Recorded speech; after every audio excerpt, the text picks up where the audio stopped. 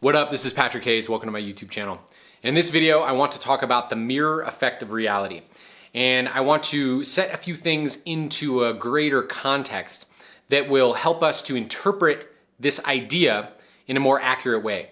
Now, the reason why I want to do this is because one of the common things that I hear from people that are, say, newer to this idea or are integrating this idea, the idea that everything is a mirror of you, that this is one giant holographic mirror and that everything is a reflection of everything. Thus, everything is a reflection of you, or even sometimes people think that from the context of everything is, you are projecting everything that you see. So you are a projector, projecting your consciousness, and everything that you experience is actually something that you are projecting forward. So the reason why I want to get into this is because oftentimes what I'll see is people will ask me the question, or I'll see this stated in some way, that anytime that they're observing some sort of dysfunctional quality in someone else, that they will interpret that as some sort of repressed dysfunction that they have within themselves.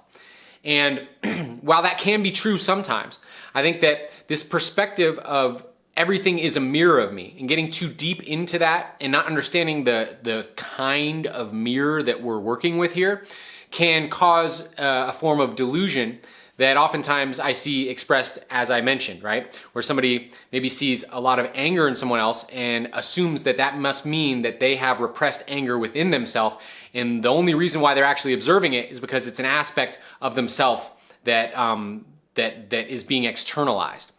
Now, while that can be true, like I said, that's oftentimes not the case. And part of this is realizing that the mirror that we're dealing with is a very multidimensional mirror. It's not a one-for-one direct reflection.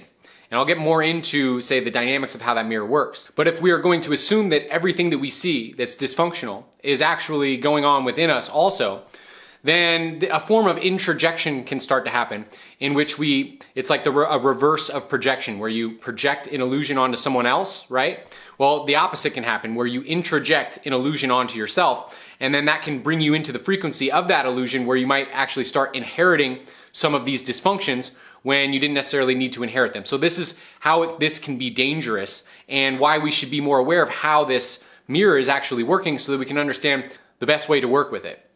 Now, while it is true that on some level, anything that's happening outside of you is happening within you, and that is true, we have to realize the context that we're speaking from when we say that. This is a universal context. So this is true in the context that everything is one, and we all come from the same source. Therefore, we're all made up of the ma'at, or the prime material of love and light and truth that everything is made of, right? So in that sense, since we are made of all of the same thing, we are all one. But that does not mean that every single person has the same psychosomatic dysfunctions going on within their energy field as everyone else. Or that if you observe some sort of dysfunction in someone else, that means that you're playing into that same program within you. It means that, in a sense, an aspect of your own consciousness that is related to you in a less personalized way is going through something that may be very different to you, right? Or it may be the same, right? So I'm not overruling the idea, or outruling the idea, that you can observe things that are repressed within yourself in somebody else as it's displayed externally. That's something to pay attention to and to be aware of. But it becomes dangerous when people get caught in that kind of psychic loop where they think that everything that they're seeing is actually a reflection of them. And oftentimes, actually, what this does is this perpetuates really unhealthy relationships and really unhealthy situations, because a person may feel like, well, this person is treating me with all this disrespect, or they're being quite abusive to me. But actually all that is that's like an aspect of my abusive nature that is expressing through them. So it's not important for me to leave this situation. It's important for me to just process through this and work through it on my own. And that actually can be a dangerous situation, because oftentimes it is important for us to develop boundaries and get up and leave certain situations when they're unhealthy for us. So a little bit more about how the mirror actually works. So I think where people get off on the wrong foot with this metaphor of the universe being a mirror is the idea that they think of a mirror in a sense of a one-to-one reflection, like our experience with an actual mirror. When you look at the mirror, it's a one-to-one reflection, and it's basically like directly reflecting you. But to understand the mirror that we're dealing with, which is a much more complex holographic mirror in the physical world, is not that it's a one-to-one reflection, but that it's reflecting you in a various multitude of different ways, right? So the first concept that I want to bring across that I feel is a more accurate metaphor for how you are always seeing your own reflection in the mirror is you can think of like if you were looking through a keyhole in a door. There's the shape of the keyhole, right? So you can think of the shape of that keyhole as being your dimensional perspective. And what I mean by dimensional is, I should probably make it a bit more clear, your personalized perception, right? So your direction or your angle from your energy field and the signature of your energy, right? You can see that as the metaphor for the shape of that keyhole. So no matter where you go or what you do, you're always looking through that particular keyhole because that's the signature of your energy. So whatever you're looking at is going to, there's going to be the content in the inside, but then there's going to be the frame of the keyhole around that. And so in that sense, no matter where you go or what you look at, you're always going to see the reflection of your own perception because the vibration and the structures of your energy field and the structure of your consciousness, in a sense, metaphorically creates a kind of shape in which you perceive through. Therefore, that shape is always going to color what you're seeing to a degree, right? But that does not mean that all of the content inside that shape is always a direct reflection of you also. So this is the distinction to make. You are seeing yourself in everything, but it's not a one-for-one reflection. So let me explain it another way too. You can think of this mirror of reality, not so much as like a flat mirror, but as a 3D vibrational mirror. So you have your own energies, you have your own beliefs, you have your own energy signature, and these things emit from you when you have different emotions, when you have different opinions, the kinds of beliefs, the kinds of paradigms you hold. All of these things create a certain structure in your aura, right? And this emits into the things that you do and into the relationships that you have and the interactions that you have. So if you could imagine a mirror that was extremely multifaceted, meaning there was many different crevices and angles and different flat surfaces all over the mirror. And when you shine a light on that mirror, the light doesn't shine back as the beam of the flashlight, looking exactly like it did when you shined it on the mirror. What it looks like is, it looks like a bunch of different lights that kind of scatter all over the place. Maybe the mirror has some different colors on it.